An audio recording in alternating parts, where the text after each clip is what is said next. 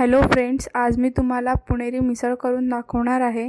तर त्यासाठी लागणारे साहित्य आहेत 100 ग्राम मोड आलेली मटकी, ती मी उकडून घेतलेली आहे।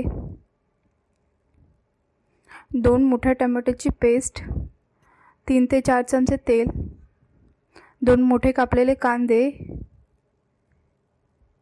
1 चम्मच आलं लसूण पेस्ट, 3 ते 4 चम्मच लाल तिखट, थोडंसं हिंग, 1 चम्मच हळद, 1 चम्मच धनापूड, 2 चम्मच गरम मसाला, थोडीशी राई, थोडंसं जिरं, कापलेली कोथिंबीर आणि सर्विंगसाठी फरसाण। आता मी सर्वप्रथम एका टोपामध्ये थोडंसं तेल गरम करत ठेवते।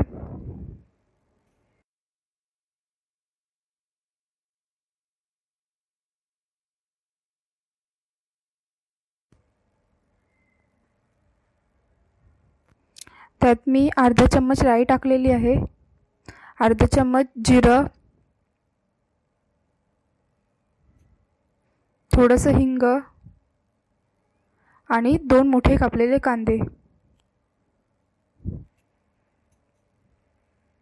आता हा कांदा मी पूर्णपणे परतून घेणार आहे।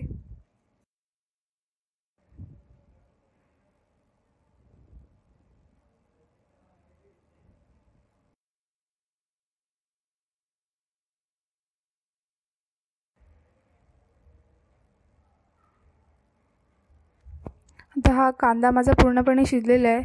त्यात मी 2 चम्मच आलं लसूणची पेस्ट टाकते।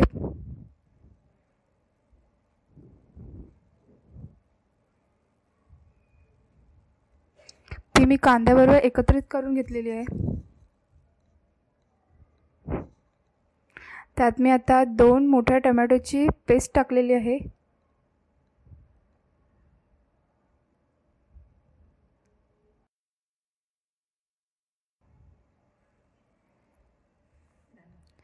आता त्यात मी 1 चम्मच धनापूड टाकते, 1 चम्मच हळद,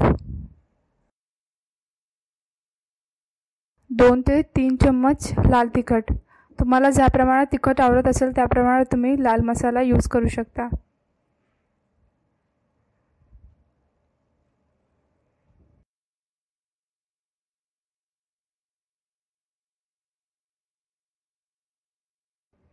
आता ह्याला छान असा तेल सुटलेला आहे।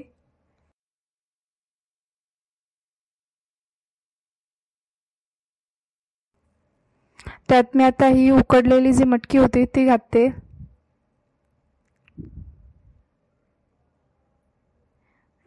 एकत्रित करून घेतलेलं आहे मी आता ह्याला।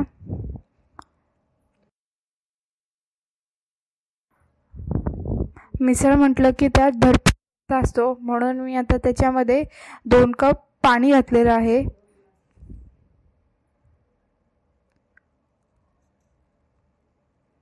तुम्ही ह्यात डायरेक्ट गरम पाणी घातलं तरी चालेल किंवा थंड पाणी घातलं तरीही चालेल। मी ते 2 कप गरम पाणी टाकलेलं आहे।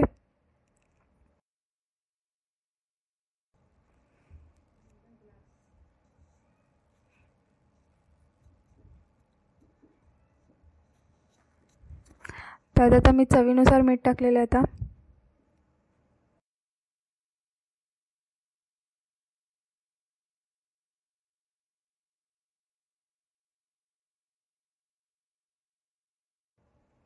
आता मी याला 20 मिनिटं शिजवून घेतलेलं आहे। ह्याला आता छान अशी उकळी आलेली आहे।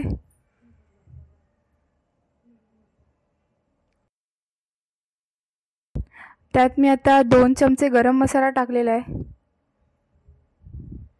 तुम्ही पाहू शकता ह्याच्यावरती असा छान असा तेलाचा तवंग आलेला आहे, म्हणजे ही माझी मिसळ जवळजवळ तयार झालेली आहे। त्यात मी आता वरतून कापलेली कोथिंबीर घालते।